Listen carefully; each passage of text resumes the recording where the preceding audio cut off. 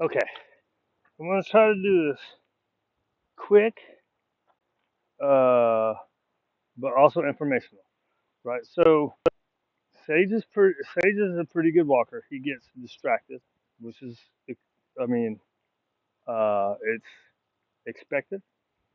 Holy cow! Why did I have to think of the word expected? Because I'm old. Because he's 8 months, right? So he's 85%. That's pretty good for an 8-month-old puppy, right? So his original foster is having problems with her dog. Now he's a little, so there you got corrections, right? Because he's starting to pull off. Good boy. Anytime they start to pull, if you go with the pull, you're reinforcing pulling, even if it's on break time and you're not actually walking. If I was to step with him right now, I'd be reinforcing that pulling. Good. He stops pulling and comes. He makes the choice to come back to me without me pulling it. He turns and comes back. That's him yielding to the leash pressure, and he's learning not to pull. Right? Good. See, and that time it was less. You saw each time it was less and less and less. Right? It's pulling over there. I correct it. Any correction comes when the dog's facing away or pulling. Now, if he's pulling away from you, you can't just you can't just go boom. That's why I started doing doubles because a lot of times you want to give to get. So say he's pulling and your arms pulled out like that, you give to get, right? Take a boys, right? So when you're walking, don't worry about going on a 30-minute walk. 30 minutes of even walking in circles like this. Ready? Let's go. What's going on, buddy? So even if I walk a lot of times, look right here, a lot of times the first few days, I just walk like 2 or 3 squares, right? And they're learning to follow you. Now, when I do this, I usually use a lot of food, right? You do a sharp turn, you can correct because he's looking at the guy, right? And did you see? You want your arms to be low so they're shoulder level. Any correction is going to come shoulder level and kind of sideways, right? You're correcting the dog for not paying attention to you. Usually, I like to spend more time, right? Sharp turn. I let him get away with a soft turn, but he didn't start fooling, right? You have inside turns. The dog's on your inside. The inside turn is what pushes them back, right? Now, when they're used to pulling and they've got energy, they're going to be in front of you. That's when you want to do your inside turns, right? So, right here, I'm going to do an inside turn. If he was in front of me, you want to do an inside turn to make him follow you. Does that make sense? Because if he's already slightly in front of you and you try to do an inside turn, you're going to trip over him. Now you can't. For really hard pullers, I'll do that because I'll walk into them, right? So the outside turn is the safe turn for you. The inside turn is what pushes them back into the position. Good boy, right? Now he was out in group, so he's really. I mean, he's a good walker, anyways. But and you see right here, I'm just doing a bunch of figure eights. You do an outside turn, you come back and do an inside turn, right? That's a figure eight.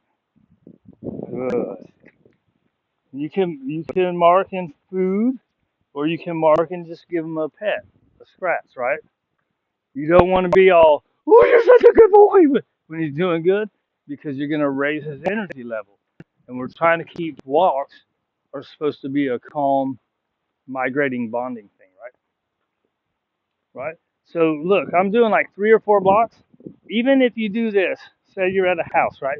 All you do is walk in front of your house to your neighbor's house. If you do that for 30 minutes, you're still walking for 30 minutes. Now, you're higher energy guys, so right there, I could have corrected that if I wanted to. Right? So it all depends. Depends on how practiced his pulling is. He doesn't pull much, so I'm not worried about correcting that, as long as he comes with the least pressure. I did want to show you initially, right? So if a dog is used to pulling, you're probably gonna be better served.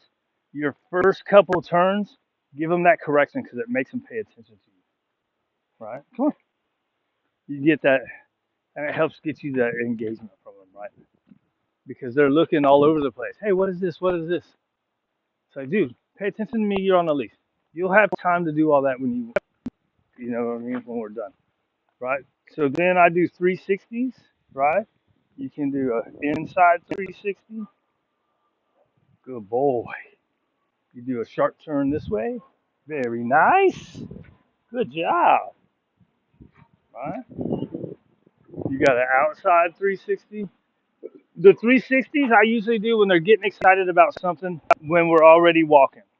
Right? So typically when I'm doing this, I'll just do a bunch of direction changes. Right? Good boy. Get them following you.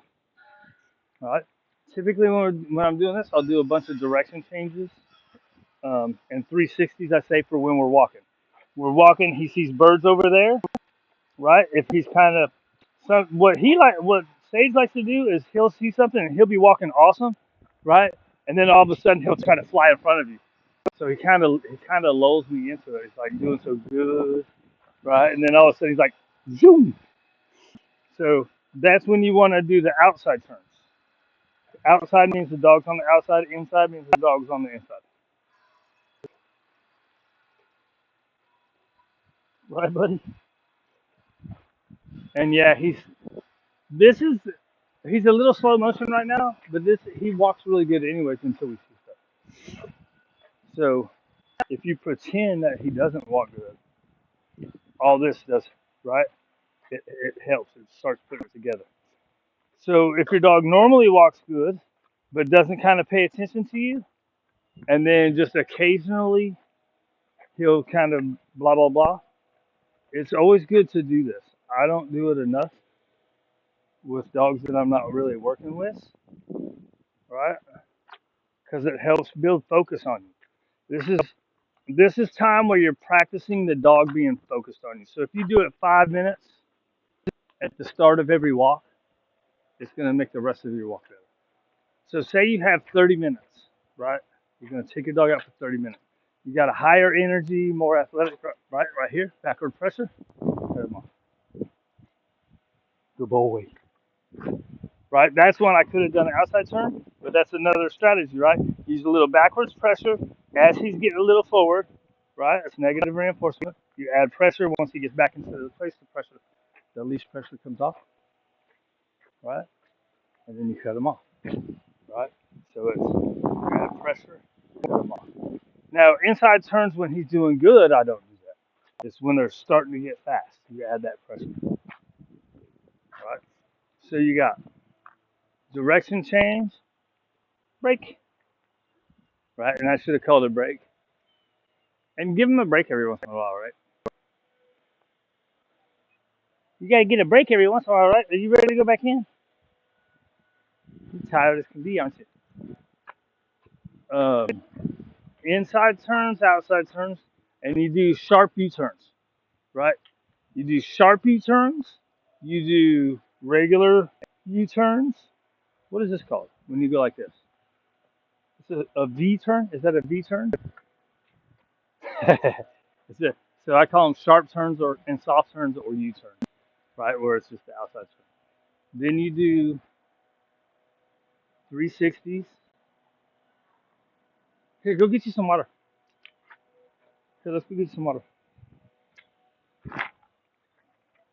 Come on, big fella. Let's see, right? So you're doing direction changes. You're doing direction changes, sharp turns, U-turns. Where you going, fool? Good boy.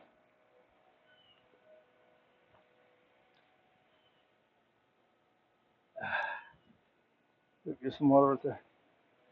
Uh, sharp, sharp direction changes, U-turns, figure eights, uh, 360s, right? 5 minutes at the start of every walk, um, and start with short straightaway distances. You might only walk for like a week, 10, 15 feet straight, right? and then you'll see it exponentially get bigger and bigger. Like a lot of times, the first 3 or 4 days, I do 2 or 3 of these concrete blocks. Then after 3 days, I start going to 5. Then after like uh, 5 or 6 days, I started getting 10 blocks, which is all the way around back there. And then it just progressively gets more, right? Then after I get to 10 blocks, then I can usually go up halfway around the side. Or you can start correcting more, right? So when you're walking, as it starts to get fast, you can correct. Boop, boop. You just bring your hand down here. Your hand should be down here already, anyway. But you bring your hand down and just boop, boop. And the sooner in the excitement you do a boop boop, the softer you get to be, right? So you can correct and keep going, or you can correct and stop, or you can just stop, do your direction changes as he's getting excited. All right. I'm tired, dude. Let's get out of here. Ooh, that was 11 minutes? I take too long, didn't I? I'll try to get too much information. Sometimes it's confusing.